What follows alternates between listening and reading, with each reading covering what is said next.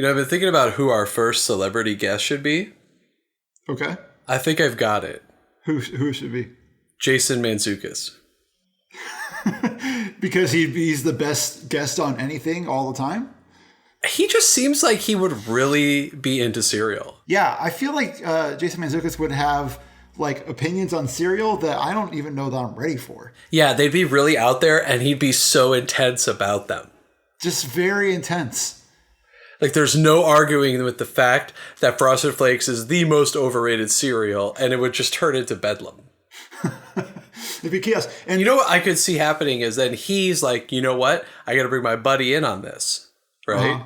So then we have like double star power. Oh, yeah. And then someone comes up to Manzu, and they're like, you're awesome on that cereal show, you and your co-host, but those other two guys, they got to go. Yeah. And then someone just like... Wayne's World's the show right from underneath us. We have no idea what's happening. And it's now Jason Mantzoukas and Paul Scheer doing the cereal show. It'd still be a really good show, though. And you and I would be like, man, that show, I don't know what they've done to the show lately, but it's really good now. It's really good. Didn't we used to record this show? I think ours was about something else. Wait a minute. I don't even have equipment for this. What are we talking about? What are we, crazy? Wait, are we saying that Jason Mantzoukas and Paul Scheer also steal our microphones? They do, yep. We wake up and it's all been a bad dream. You come home, Janelle's married to Jason Mantzoukas. You're like, wait a second. My God. Well, until Jason Mantzoukas and Paul Scheer take over the show, I'm Nick. And I'm Paul. And this is Cereal. Cereal.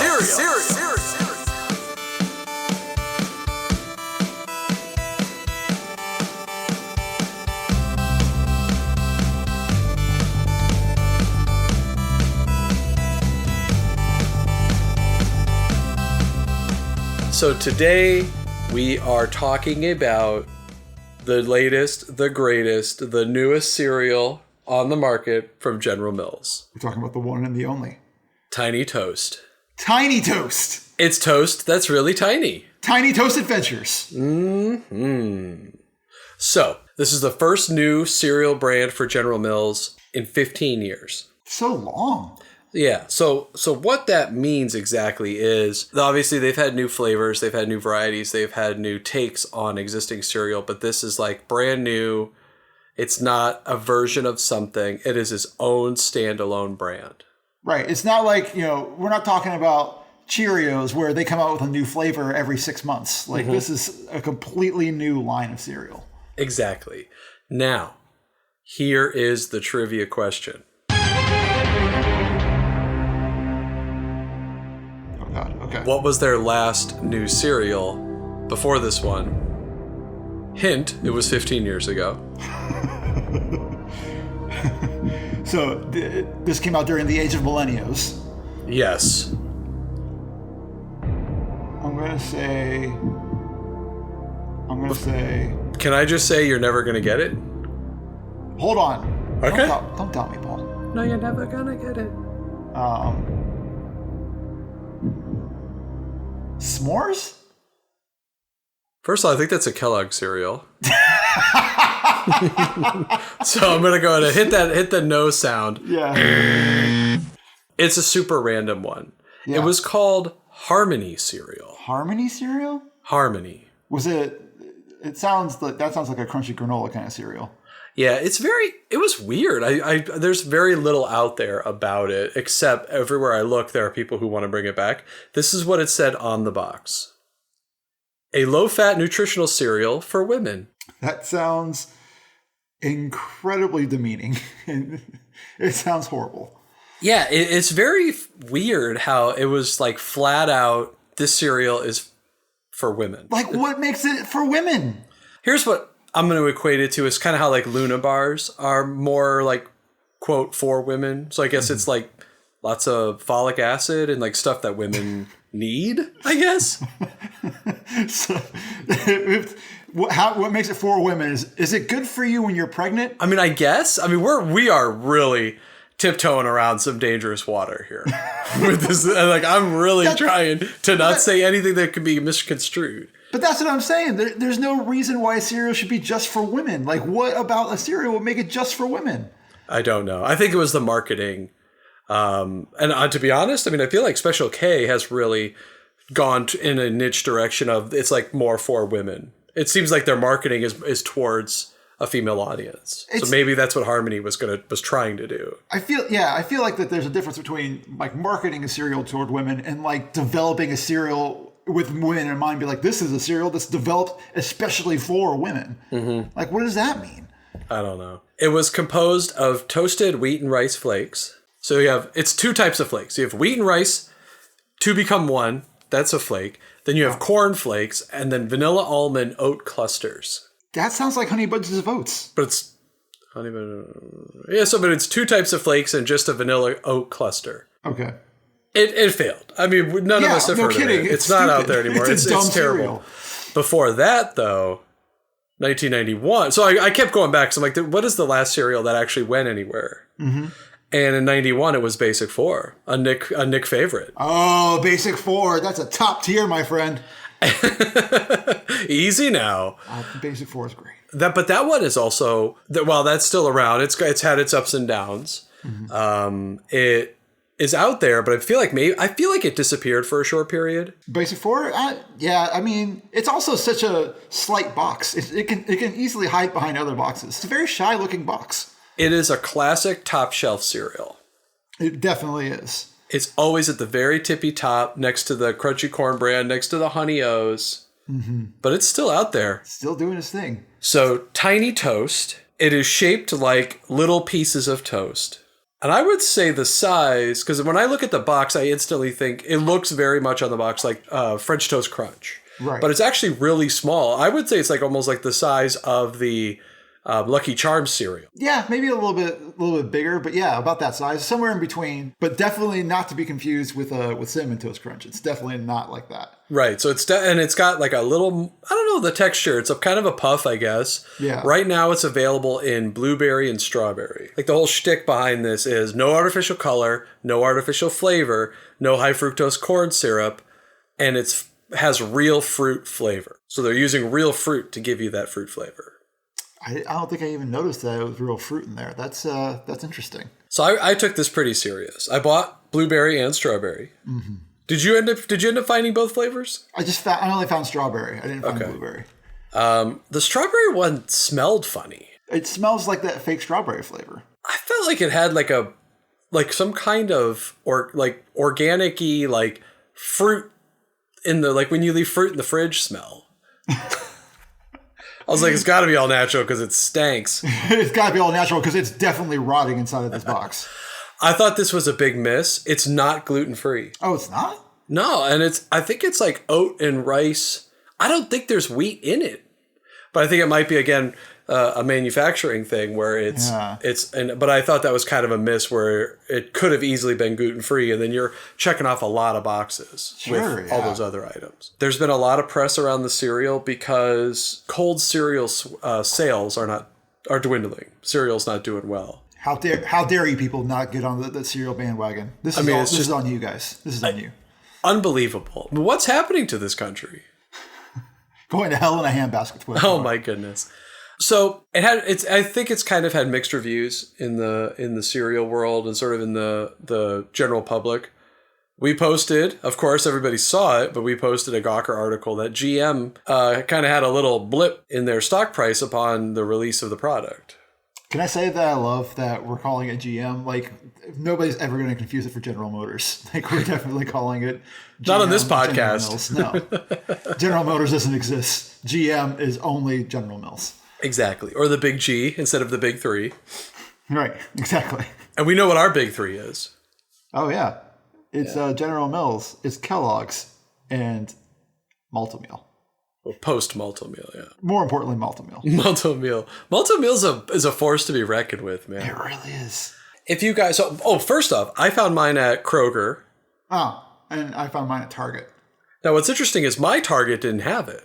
Oh, my. So if you're out in the West Coast, you want to hit up that city Target action. You gotta get that city Target. That's where they're trying to appeal to. They're not trying to appeal to your suburban Targets. They want to appeal to your downtown, city, urban, liberal, socially minded Communists.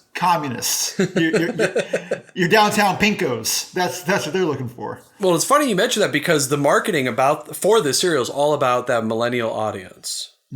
And that market has really shied away from cereal, and they're doing your, oh boy, I'm going to dig deep for all these. Your breakfast sandwiches, your quiches, what's the Spanish one? A frittata, stuff like that. Juices, maybe a nice smoothie. Your breakfast burritos. Your breakfast breakfast tacos, breakfast bars. So a lot more. So a younger audience is really shying away from cereal. So this is very focused on millennials. And I sat down and really looked at the box and the marketing. And I don't want to knock them for trying because they are making a really good effort, but it just feels so forced and not authentic. You know what I mean? Like the back of the box has like hashtag stuff, and they don't have a website. They have a Tumblr, and it's got a lot of GIFs. And I mean, I get it. But it just feels to me like, oh, you know what kids are into? GIFs. So let's make GIFs. It just doesn't feel like authentic. It doesn't feel real. You know? We only have a Tumblr. That's our only website, the Tumblr. But I don't have $7 billion backing me up. That's true.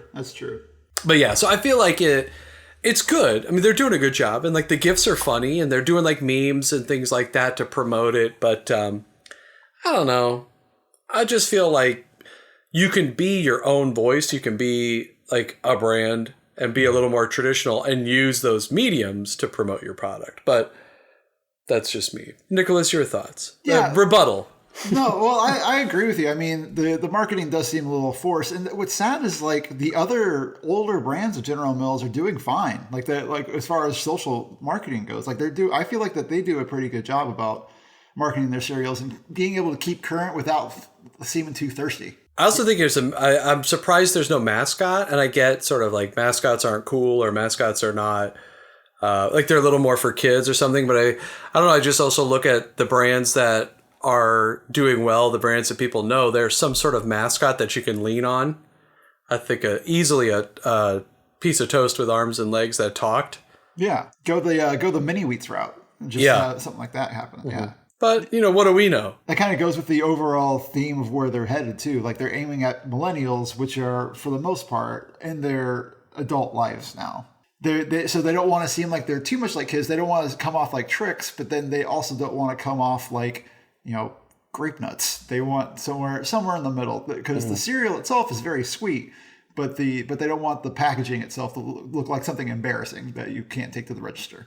Right. The packaging is good. I think the box is solid. It is. It really is. It's got a good font. It's got like good photography on it. It's very bright. It's cool. Mm-hmm. But here's where I think there's a huge opportunity. They have, let's not get ahead of ourselves. And then so let's talk about the cereal. So you had strawberry. Go ahead. What did you think? So one thing I will say is that there's a very tenuous balance with the flavor of the cereal, because I had it both with regular milk and with my with a milk that I usually don't get. I was trying out the sweetened cashew milk this week.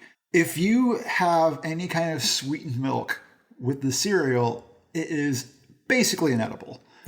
It's going to blow you away. It's so, like, I love sugary things. I will eat sugary things all day long. But I pour a bowl of the cereal with that sweetened cashew milk, and it makes my teeth feel like they're going to fall right out of my head. Ooh.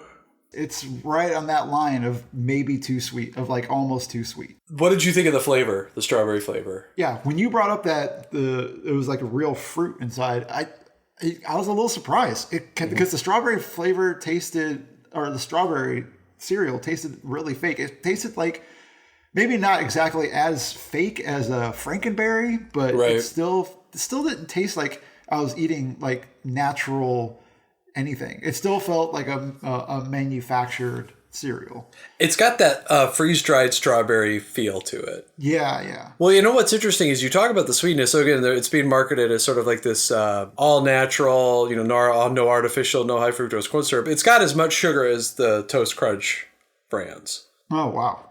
So it's still pretty sweet. Yeah. I started with the blueberry. Mm-hmm.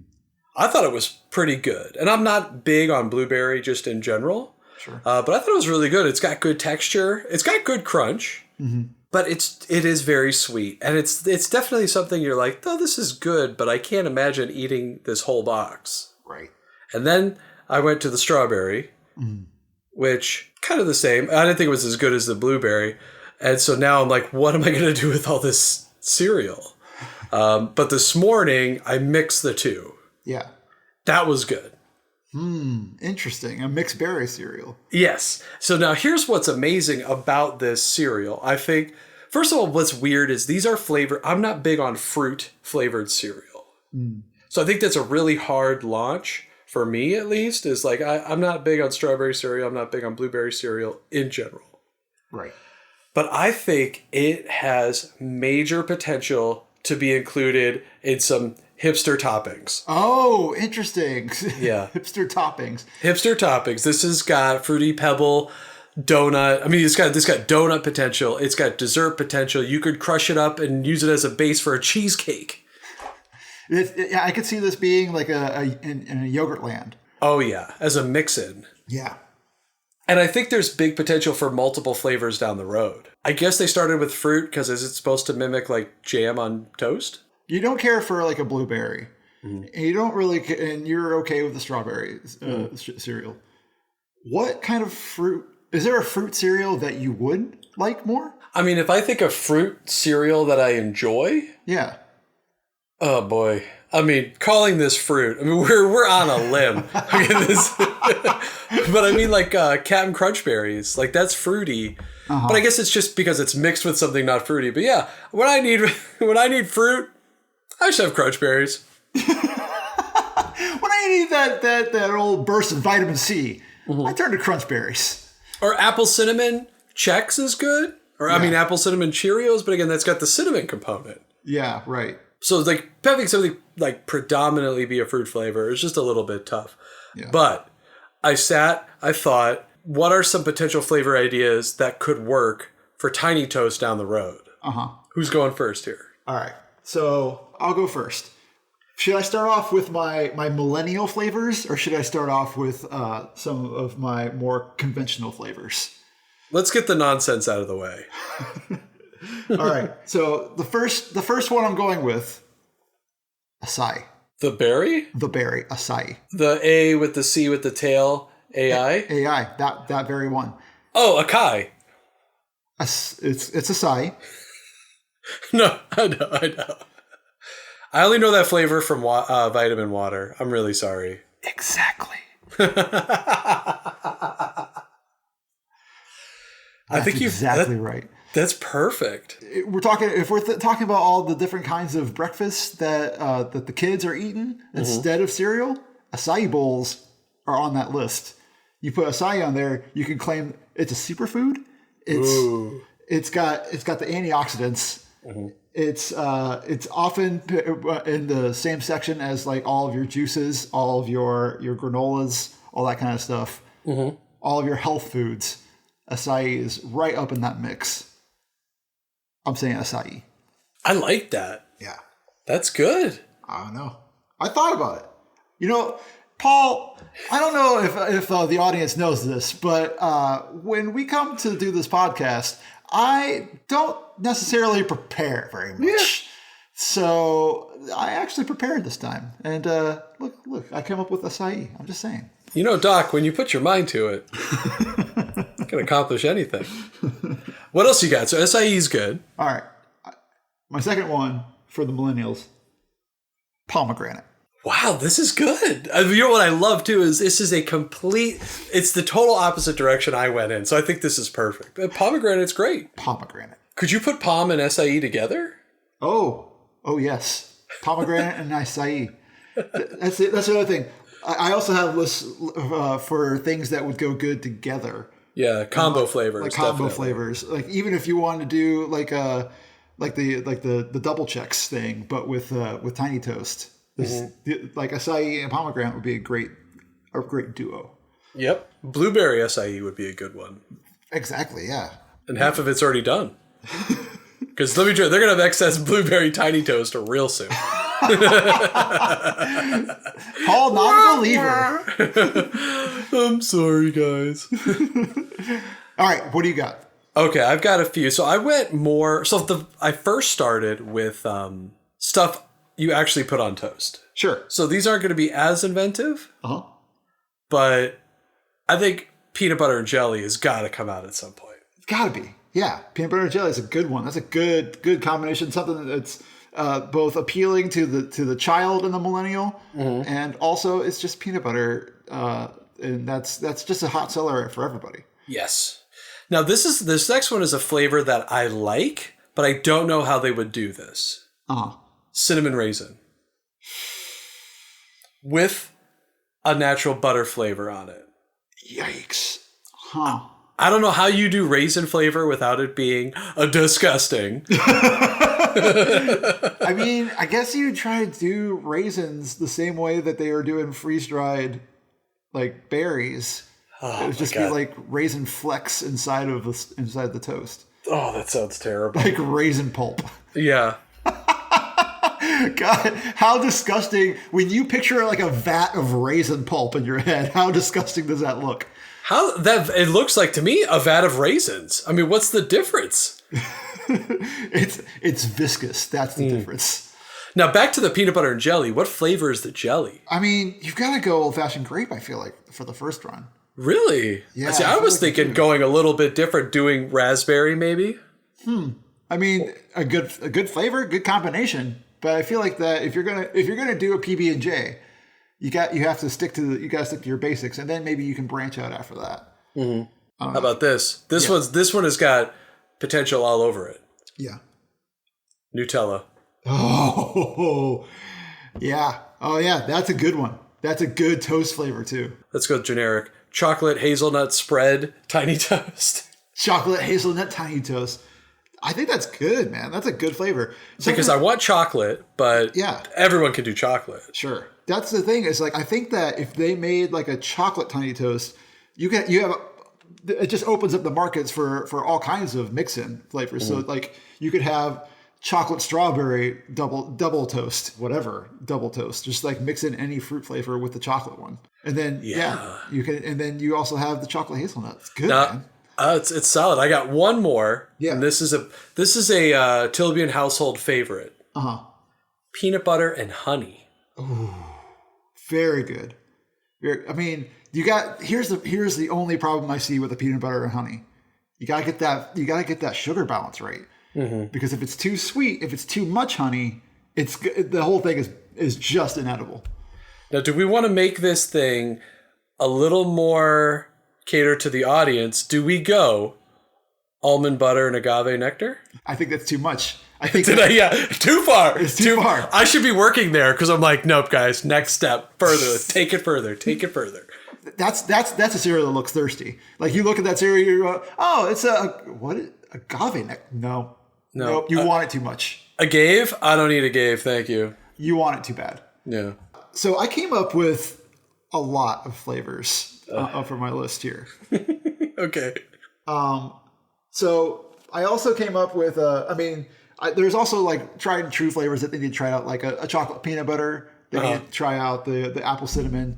Basically go through the Cheerios line and just do some of those for a while. Okay. Now here's some oddballs. How do you feel about peach? I like it. Peach flavor. I like it.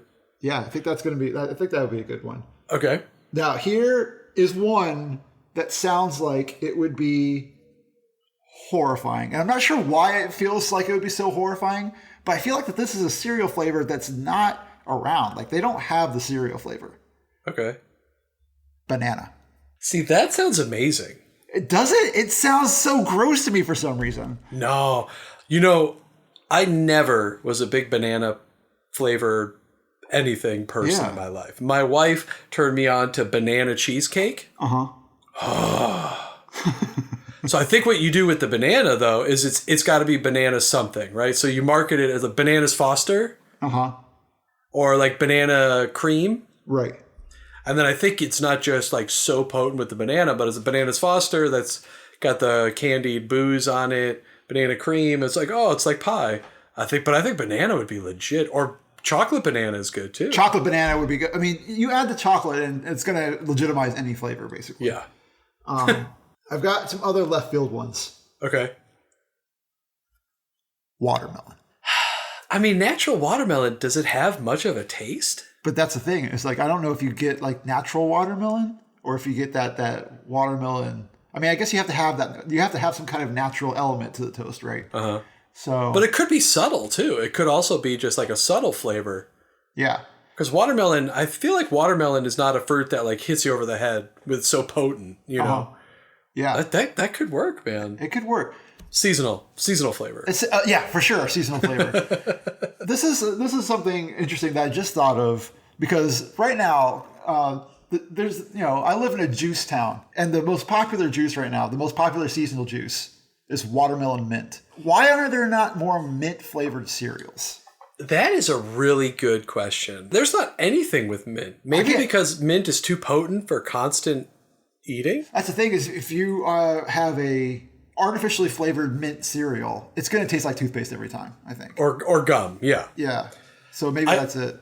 I can back that claim up. When I was in college, they had an incredible bakery on campus for like all the dining halls. And they would make this cake. And I don't know, it was like, I guess, yellow cake with mint frosting. Sure. And it was green, the frosting, and it was buttercream. And the flavor was really good, but it felt like you were eating toothpaste. Yeah. And they always made this cake. Like, I don't know if people ate it, but I think you're right. I mean, just mint, too much mint is like, you get that like burn, like it kind of like tingles and burns a little bit. Like when you have like a peppermint or something like that. So I think, mint cereal it's a good concept, but I don't know. Although, think about it with the chocolate now. Chocolate and mint together. Yeah. I think that might work. Mint chocolate chip tiny toast. Then you got the milk element. It's basically dessert. It's basically like you basically have just crossed over from your natural organic cereal into your, into dessert. Interesting. All right. Here are a couple more. So I really prepared this time, Paul. So, okay.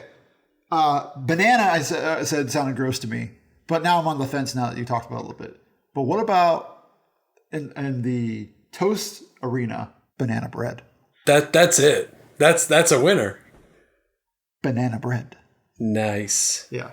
Nice. And then along those same lines, you go into the fall, October, pumpkin bread. Can I one up you? Hit me. Zucchini bread. Ooh, I do like a good zucchini bread.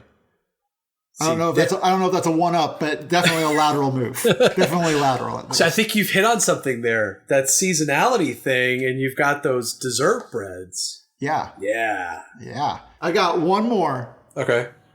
This is the weirdest of them all. Okay. We might not even be friends after this one, after even suggesting this. Okay.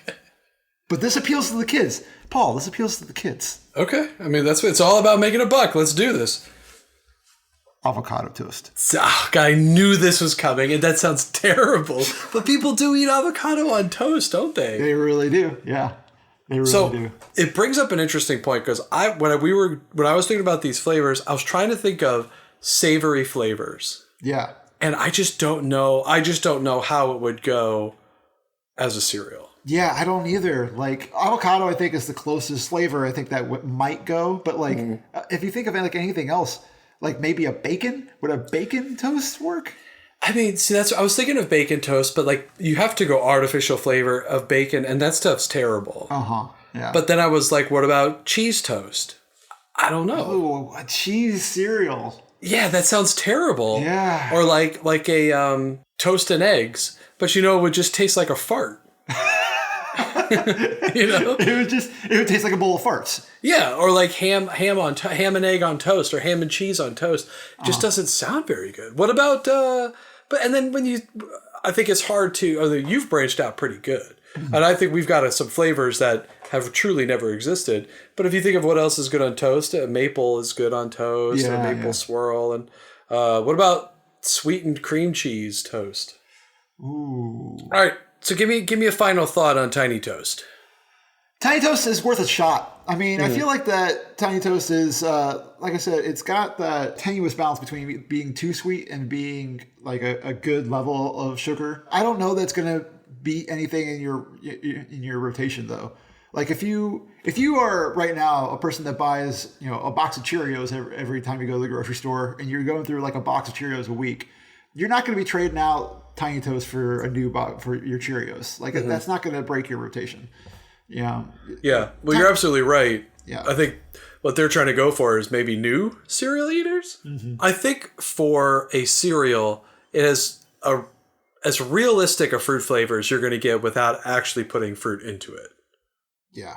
I think it's pretty good though. I think the blueberry is better. It doesn't taste as sweet. Personally, it's not like, oh my God, this is amazing. I don't know if they're going to come out with new flavors, if they're going to retool it, or maybe it stays and it's just not for us, Yeah, I mean, maybe. I wonder if they've considered using like real social media celebrities to promote this thing. Like Kim Kardashian?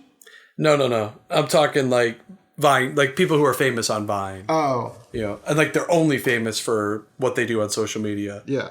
Like that guy who does all the like silly like stop motion / magic special effects vines. Yeah. Like a guy like that who could, they could throw him some coin and promote the cereal. I feel like that. I mean, that might work, but then again, it might feel like kind of forced. I think that's a good angle, man. I think YouTube and Vine people are where to start. Instagram? Yeah, Instagram stars for sure. I could see it being popular with like Bros Being Basic on Instagram. Are you aware of that account?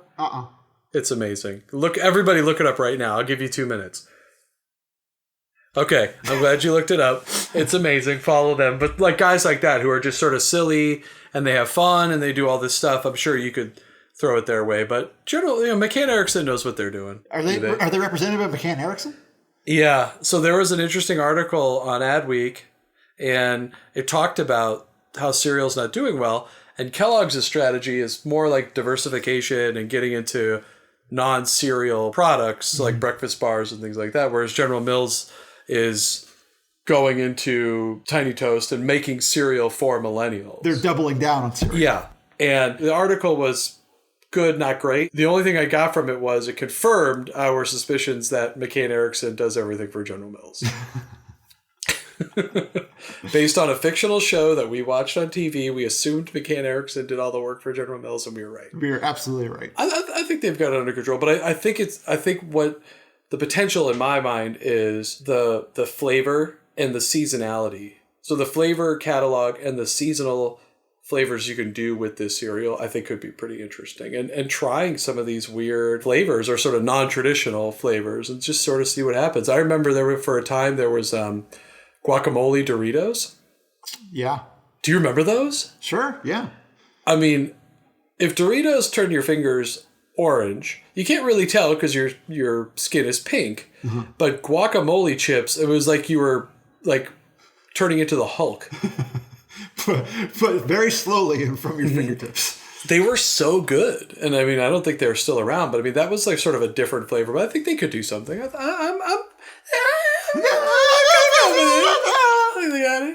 Maybe a product locator for starters would be nice because people want to find it. But I'm not going to tell you how to do your job.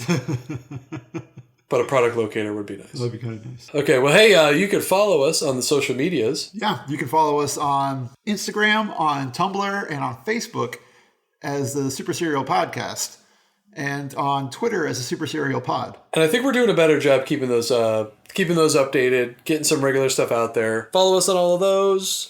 You can subscribe to us on iTunes, Google Play Music, SoundCloud, Stitcher.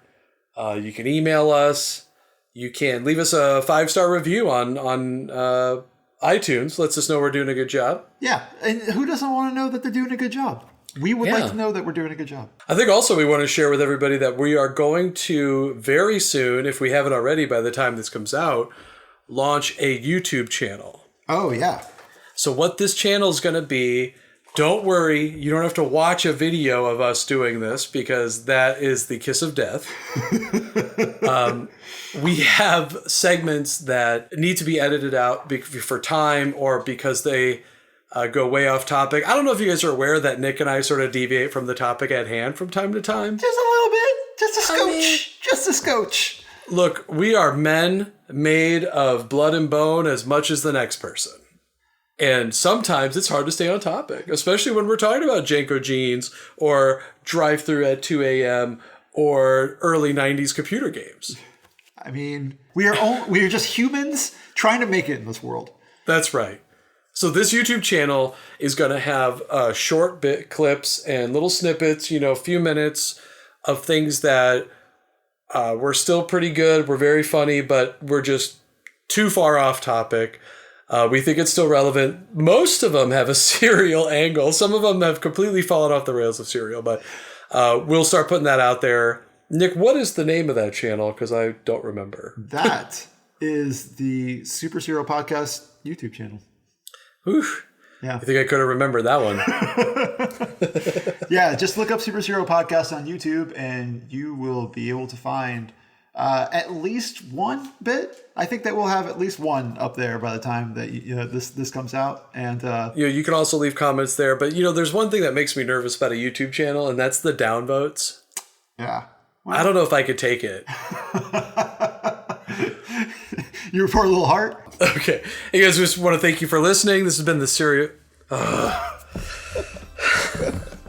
I leaned back in my chair like a real estate mogul, like I was just going to knock it out of the park. That's what I get. I want to thank you guys for listening to the Super Cereal Podcast. This is Paul. And this is Nick. And this has been Cereal. Cereal! Cereal! Cereal! Cereal!